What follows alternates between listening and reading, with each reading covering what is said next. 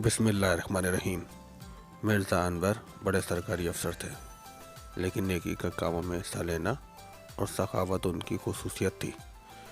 एक दिन वो घर वालों के साथ शादी की तकरीब में शरीक थे। शादी हाल में उनकी बीवी को याद आया कि वो तो जल्दी जल्दी में सोने का हार सिंगार मेज़ पर ही भूल आई हैं। उन्होंने फ़ौरन मिर्ज़ा साहब से कहा तो उन्होंने बेफिक्री के अंदाज में जवाब दिया, सारे कमरों को अपने हाथ से बंद करके आया हूँ और बड़े गेट पे चौकीदार मौजूद है। बेफिक्र हो जाओ, तुम्हारा हार मेज़ पर ही होगा, वहाँ से कहीं नहीं जाएगा।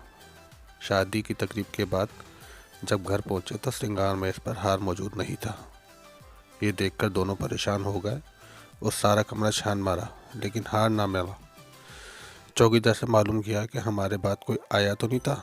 चौकीदार ने जवाब दिया, कोई नहीं आया था साहब। अनवर साहब को चौकीदार पर पूरा भरोसा था, क्योंकि ये उनका पुराना मुलाजिम था। कुछ सोचकर इलाके के थानेदार को इत्तला दे दी गई। रात आधी से ज़्यादा गुजर चुकी थी।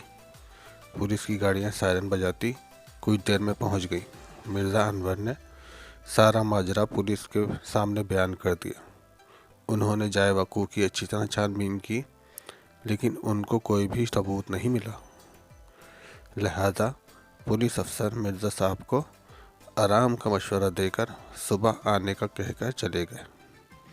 उनकी बेगम की आंखों से नींद उड़ गई, लेकिन अनवर साहब बेफिक्री की नींद सो गए और काफ़ी दिन निकल आने पर उनकी आंख खुली तो कुछ देर बाद चौकीदार ने आकर इत्तला दी कि पुलिस वाले आए हैं। ये सुनकर उन्होंने कहा, उन्हें बैठक में बिठाओ, मैं अभी आता हूँ।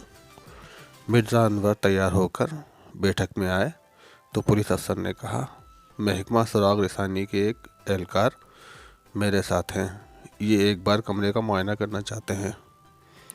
मिर्ज़ा अनवर ने कहा, हाँ हाँ ज़रूर, एक बार फिर चेक कर लीजिए।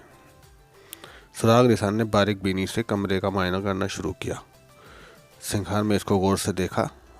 वो घुटनों के बल चलता हुआ मसीरी के नीचे घुस गया।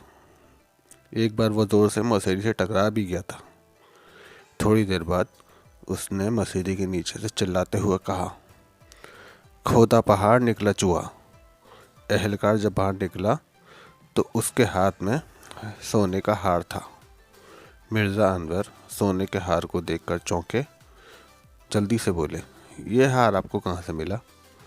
सुराग रसानी ने जवाब दिया, जाहिर है मसीरी के नीचे से। वो बोले, मगर वहाँ गया कैसे?